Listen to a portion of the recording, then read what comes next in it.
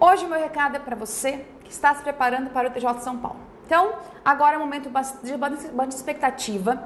Geralmente, quando a gente tem algum curso para sair, a gente fica assim mais nervoso, ansioso, quer expectativa de como será a prova, o que vai ser cobrado, o que vai ser colocado na prova, se o que eu estudei realmente vai valer a pena. Então, agora é o momento de concentração, equilíbrio e bastante cuidado. Então, é um momento assim, se você não consegue agora raciocinar muito bem, você acaba se perdendo no emocional.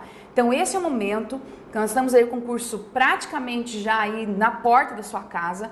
Você que está se preparando agora vai ter um cuidado bem especial com o seu lado racional. Pense agora de maneira muito racional. Não se envolva com o emocional agora. Não fique divagando, ai, como é que vai ser? Será que estou preparado? Não fique fazendo isso. O seu foco agora é, nesse momento de pouco tempo antes da prova, não adianta ficar fazendo muita coisa nova. Agora o momento ideal é que você revise tudo que você já estudou, dê uma olhada no seu conteúdo, veja que você tem mais dificuldade, dá uma atenção especial e daí faça o quê? Muito exercício. Agora é a hora de você pegar todo o seu conhecimento, todos os resumos que você tem, todo o estudo que você fez e fazer exercícios. Aí nos exercícios você vai percebendo, olha, não entendi muito bem isso aqui, vou para aquela parte, vou entender aqui. Essa é a dinâmica então. E hoje meu recado é muito especial para você que está se preparando para o TJ de São Paulo. É um momento que o emocional tem que ser cuidado. Por quê? Quando é pouco tempo antes da prova, você tem aquela carga emocional, família que te cobra, as pessoas, olha aí, ó, você tem que passar e tal. Não pense nisso agora. Pense em você, tem esse momento bem egoísta agora, sabe? Aquela ideia de que, bom, eu vou me preocupar comigo, vou me organizar e vou deixar agora que todo o resto não me incomode. Eu vou focar nos meus estudos agora. Não deixe de estudar nesse momento. Eu vou descansar um pouquinho para espairecer. Nada disso. Agora é o contrário. Tem que reforçar seus estudos. E a gente vai falar hoje da língua portuguesa. Bom, eu trouxe para você alguns exemplos de alguns assuntos bem importantes em língua portuguesa. O que é que você tem que ter cuidado?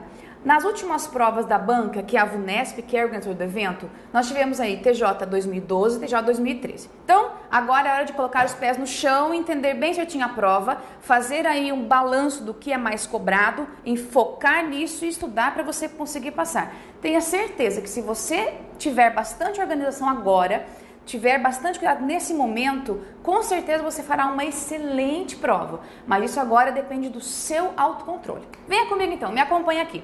A VUNESP, nas últimas provas que ela fez para o TJ de São Paulo, nós tivemos 2012 e 2013.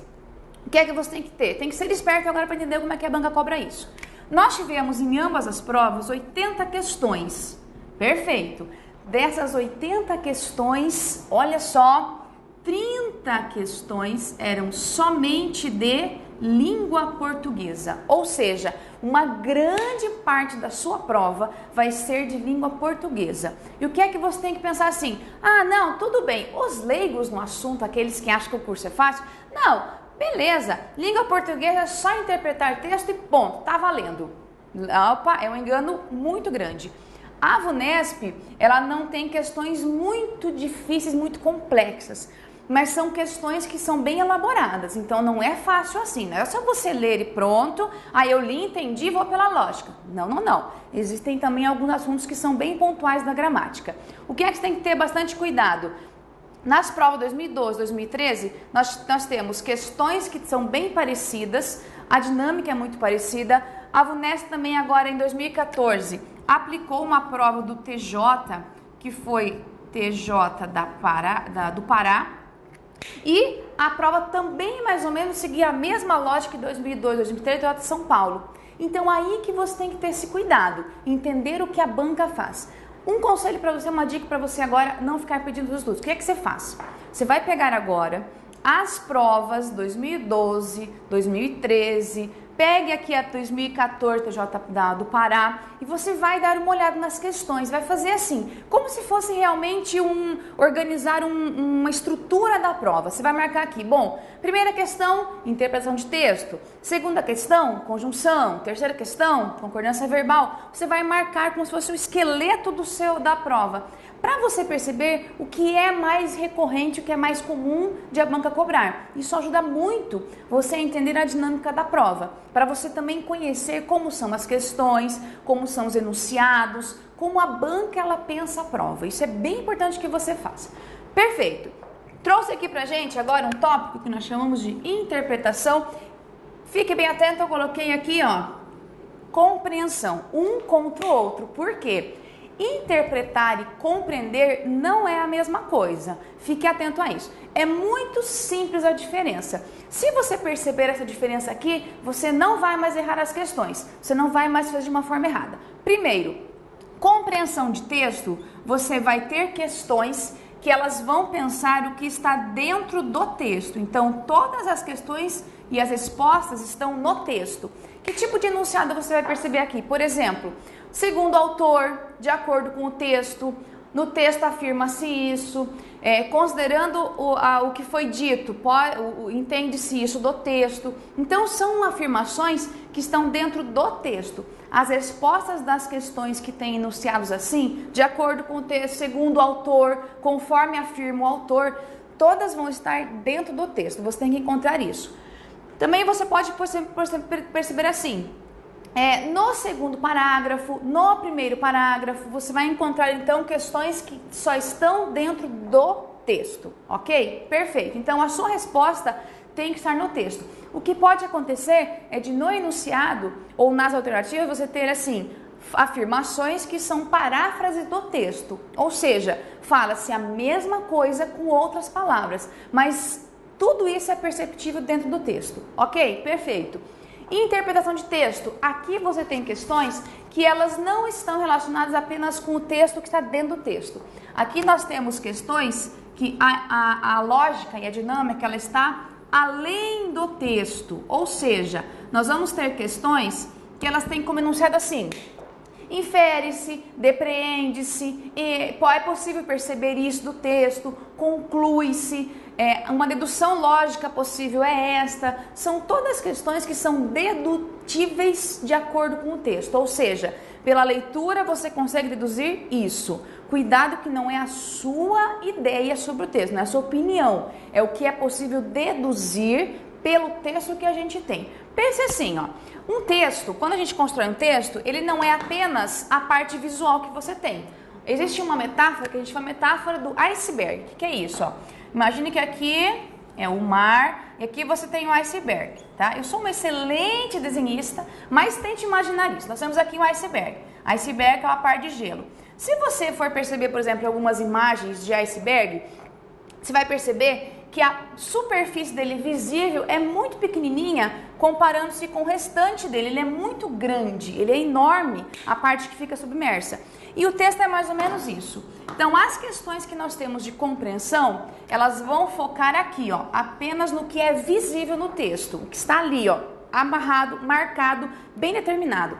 As questões de interpretação vão estar aqui, ó, no que não está visível, no que está implícito, no que está nas entrelinhas que a gente fala. Então, você tem que pensar nessas duas maneiras. Questão de compreensão, tudo no texto. Questão de interpretação está além do que você vê. É possível perceber que o texto foi construído com algumas lógicas. Perfeito? Ok. Além de tudo, com o texto, vou apagar aqui meu desenho da metáfora, que ele está muito feio. Vou pegar aqui e tirar ele daqui. Agora, que tipo de texto a gente pode ter nesse tipo de questão de provas? Nós podemos ter textos meramente informativos. Então, a banca pode trazer algum texto que é informativo, traz dados, informações, censo, citações, somente dados que são para mostrar alguma coisa, uma notícia, alguma coisa assim. Podemos também ter textos basicamente argumentativos. E aqui nos argumentativos, você vai ter textos que eles têm opinião, você pode encontrar citações de outras pessoas que elas vão complementar a opinião do autor. Então, você vai ter um texto que ele vai realmente trazer uma opinião bem marcada de quem escreve esse texto. Ok. Esse texto argumentativo, cuidado, que é um texto que pode ter, por exemplo, figuras de linguagem, ironia, metáfora, comparação, e você tem que ficar esperto quanto a isso. Ok. Outro tipo de texto, nós temos aqui, a banca trabalha isso praticamente em todas as provas que ela traz, ela vai trazer charge ou vai trazer aquelas tirinhas de jornal, tá? Tirinha que a gente encontra por aí, que são geralmente... O que você tem que ter em conta? A charge e a tirinha, como regra, não regra assim que sempre vai ser seguida assim, mas a lógica sempre é: A charge e a tirinha são construídas, são textos que envolvem linguagem verbal e não verbal, ou seja, imagens e palavras ao mesmo tempo. E a intenção bem interessante dessa charge da tirinha é sempre fazer uma crítica a alguma coisa, uma reflexão sobre alguma coisa, alguma coisa que você pode falar sobre aquele assunto que a tirinha ou a charge abordam. O que você tem que cuidar? A banca usa muito esse tipo de recurso de texto, vai trazer, por exemplo, questões ou que analisam o sentido da charge ou da tira, se você percebe que é a ironia, que é a metáfora, que é alguma coisa assim, ou também vai perceber o seguinte: muitas vezes numa tira e numa charge, usa-se a linguagem bem coloquial. Você tá tudo bem? Pô, meu, e não sei o que. Você pode encontrar isso. O que você tem que ficar atento? Naquela charge, isso é uma linguagem coloquial, que é possível na oralidade. Agora, na escrita, isso já não, quando é texto mais formal, norma padrão. Então, a banca às vezes quer perceber se você sabe essa diferença. A charge, geralmente vem carregada dessa linguagem, coloquialismos, esse tipo de expressões que são gírias, do dia a dia. Isso é bem comum. Então, você tem que perceber isso nos textos que nós temos aqui, que envolvem linguagem verbal e não verbal. Continuando. Conjunções. A banca também tem um pouco de hábito de trabalhar com conjunções. Qual o seu foco aqui? Você não precisa decorá-las todas, claro que não. Você tem que entender o seguinte: a banca vai valorizar demais o valor semântico das conjunções. Então, as questões de conjunção, elas são basicamente questões de substituição. A banca fala assim: posso substituir essa expressão por essa. Não diz que é conjunção. Ou pode falar que é um nexo conectivo, pode falar isso também. Mas a ideia da banca é falar assim: posso trocar essa por essa e o sentido vai permanecer o mesmo. Lembre-se da regra básica de conjunção. Você só pode trocar uma conjunção pela outra quando o valor semântico é o mesmo. Fique bem atento quanto a isso. Ou seja, se eu tenho aqui uma conjunção, porém, eu não posso trocá-la por exemplo, portanto. Isso jamais. Por quê? Porém e portanto são diferentes. Porém, nós temos uma conjunção que é adversativa, portanto é uma conjunção conclusiva. Ou seja, posso trocar o porém por outra adversativa. Entretanto, contudo, todavia, aquela lista que a gente tem de adversativas. E o portanto somente por conclusivas também. Então, assim, logo, desse modo que eu posso induzir a uma conclusão. Cuidado, a banca faz muito isso. Dê uma atenção especial. As adversativas, então você vai dar uma atenção especial para você pegar o seu resumo aí, além de passar o olho em todas as conjunções, dê uma olhada em todas elas, você vai dar um cuidado especial com as adversativas, com as explicativas, com as conclusivas, que são bem importantes que você trabalhe, e claro, com as aditivas. Então você vai dar uma atenção especial a essas conjunções aqui, que são todas conjunções que geralmente a banca fala: posso trocar isso por isso, não sei o que. Cuidado, isso não pode. E das conjunções que são subordinativas, você vai ter aqui as concessivas, tá? As concessivas também são bem recorrentes nas provas. Então fique atento, dê uma olhada com calma, faça um resumo das conjunções, que elas aparecem bastante em provas. Perfeito. Agora a gente vai falar da crase. A crase também é bem cobrada nesse tipo de texto, de prova. Geralmente as questões de crase se baseiam na seguinte lógica: você tem lá algumas lacunas e a banca te dá alternativas para que você escolha qual das alternativas completa melhor as lacunas do texto. Dê atenção especial aos casos que são proibitivos, ok? Bastante atenção a esses casos aqui. Geralmente a banca coloca o quê? Um acento grave antes de um verbo, que isso nunca é possível. Então tenha bastante cuidado assim. Um acento grave, por exemplo, se eu tiver a palavra a no singular e a expressão no plural, isso também não pode. Então dê bastante atenção a esses casos que são proibitivos, para você conseguir completar as lacunas de maneira correta, ok? Claro, não deixe de passar o olho também nas que são obrigatórias e nas regras que são facultativas, mas dê atenção especial a essas proibitivas aqui. Continuando, concordância verbal. A gente vai ter aqui questões que envolvem concordância verbal. Por exemplo, nós vamos ter questões em que você tem o verbo e você tem que perceber se ele vai no singular ou no plural. Perfeito. Regra de concordância verbal sempre é a lógica. Lembre-se assim dessa maneira: sempre o verbo concorda com o sujeito. Então, o que é que você tem que fazer? Quando você estiver fazendo uma prova e que você tenha questões de concordância verbal, o que é que você tem que encontrar? A primeira coisa que você tem que fazer, lógico, encontrar o verbo e a partir disso encontrar o sujeito. Quem é o sujeito desse verbo?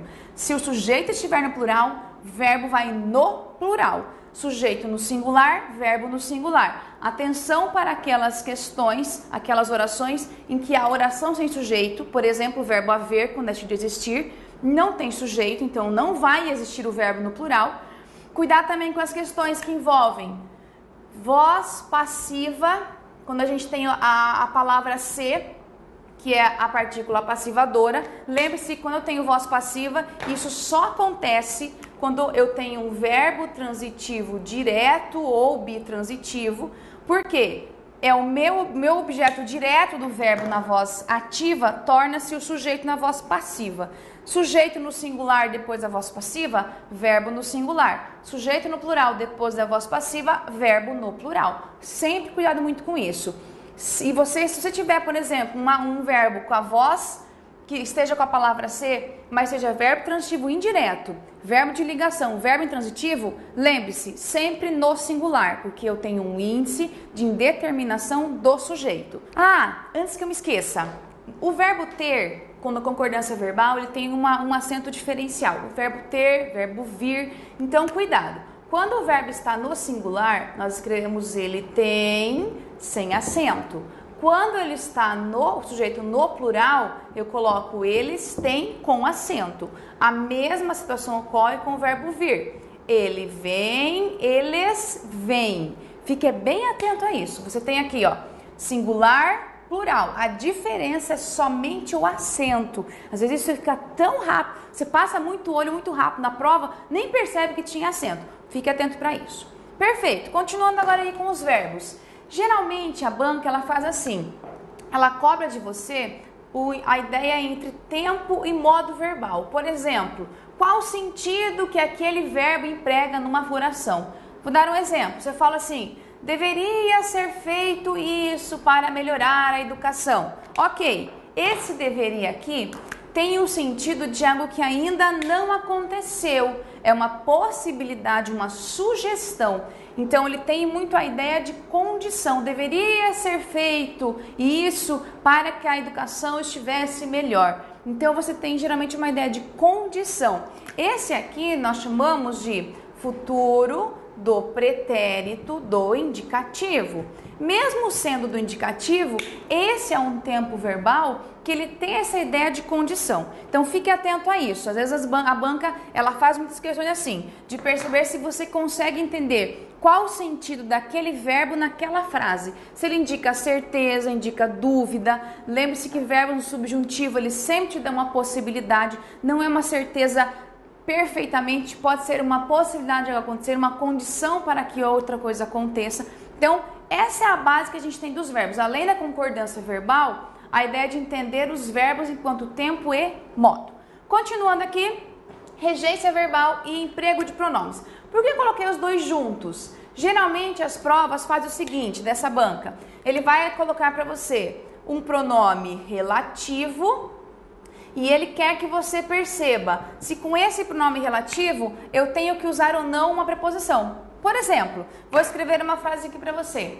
É bem comum a gente fazer isso na prática e cuidar que na escrita é diferente. Então, se eu falo assim, ó, a fruta que eu mais gosto é maçã.